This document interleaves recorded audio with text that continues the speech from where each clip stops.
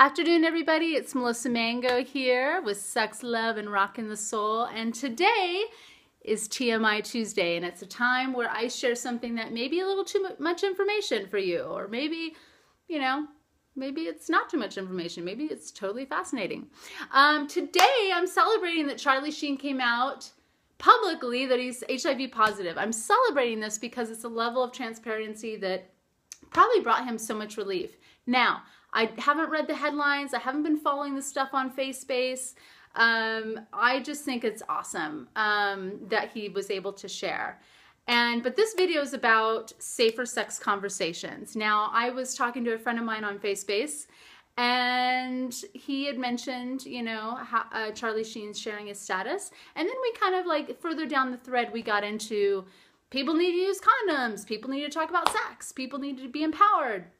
Okay, and I felt really empowered and inspired to share this. And there's a friend of mine, actually we're not buddies yet, but we know each other, and I've seen him speak a few times, and I think he's awesome. It's Reid Mihalko from readaboutsex.com. He also does the Sex Geek Summer Camp, which is just a blast from what I hear. But anyway, Reid came up with this safer sex elevator speech. And basically, it's just a really quick formula on how to get everything out that's important and also gather information from whoever it is you're talking to. So sometimes we tend to wait too long before we have the talk.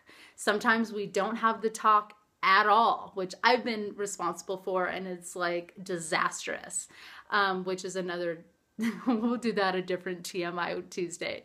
Some people, feel awkward about it, or they think that they don't want to have it because it might ruin their chances of getting laid that night, or it might kill the mood. And let me tell you, if it's killing the mood, you've waited too long to have the talk. So have the talk way before. And it may feel a little awkward, and you may be like, so. And this is why Reid says, you know what?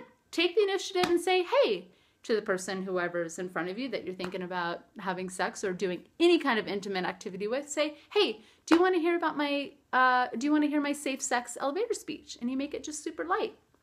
And generally speaking, the other person's going to say, fuck yeah, I want to hear it.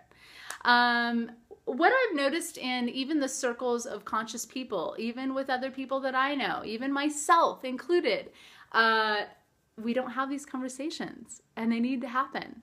I mean, have you been having sex, have you been a man having sex with a woman or whatever, and thinking, should I pull out? She's not telling me to stop. Is she on the pill? I don't know. We don't want to have any kind of wonder. You really want all the details out before you actually engage in the sexual activity. You don't want to be having sex with a guy and being like, wait, did he just come inside me? He didn't even ask. What the fuck? Let's just get all that out of the way, and let's come up with a new way and inspiring other people around us, our friends, our family, our colleagues. Let's make this fun and exciting, and also make it to where sex is just out in the open and it's talked about. And also the benefit is we can keep each other safer and more transparent, and there's more intimacy there. And then also all of us can make educated decisions on, okay, do I want to be with this person in this way with this new information? And frankly, if I'm with somebody and they're not comfortable with talking about sex, that's not going to work for me, So here's how it goes. So when you want to have this elevator speech, you just say to the other person, so are you interested in hearing my safer sex elevator speech? The other person says, yes, I am. And then here's the list of things that you pop out. This is a list of things. This is my clipboard, imaginary clipboard. So here's the things that you list out. And I'll list it down below so you don't have to think about it or memorize or take any notes right now. So this is the order of things that you mention. You say, I was last tested, blah, blah, blah, blah. You mention when you were last tested. Next, you state what you were tested for specifically, because some clinics don't test for everything. Next, you mention what the results were. Did you test positive for anything? Was there any information there? Next, you share your relationship status or agreements. This is a huge one. I have so fucked up on this, where I was with somebody and I didn't mention my partner agreements, and then it was a domino effect of it. It was just, that's another TMI. Anyway, this elevator speech gives you space to say, here's my agreements. Hey, I'm in an open relationship and this is what we can do and can't do. Or, hey, I'm monogamous, but I'm really enjoying your time now and my partner and I are okay with this. It just gets everything out in the open. The next thing you mentioned is your safer sex protocols or methods. So this is a time where you share, I use condoms in this way, I use dental dams over here, I do the glove thing over up in here. You know, you can mention everything there. Next, you share any new news sex stuff. So, hey, I was having sex last week and the condom slipped off, but I haven't been tested since then. Or whatever you think would be important information that may be risky behavior or something like a little mishap. And next, you wrap it up in a nice little bow by saying, here is something that sexually or sensually that I really enjoy. Like, I really love light feathers, or I really love dinner first, or I really into dirty talk, or I really like slapping on my ass, or whatever. And then next, you say, here is something that I'm not too crazy about. Like, don't bite me, don't tickle me. This isn't mine, by the way. I'm pretending. Like, you can just mention, like, don't breathe in my ear, just anything that you think the other person should know about you sexually that you're not into. Then you say, what about you? And so you've just role modeled the flow of it, the fun of it, the lightness of it. And then the other person, they come back with you. They come back at you with when the last time they were tested, what the results were, or when was the last time, what they got tested for, what the results were, their relationship agreements and statuses, their safe sex protocol and methods, share any new news that would be risky or otherwise. And then finally, they can share with you something that they're really into, they enjoy sexually or sensually, and then they can share something that they're not so into. Yay! Doesn't that sound fun?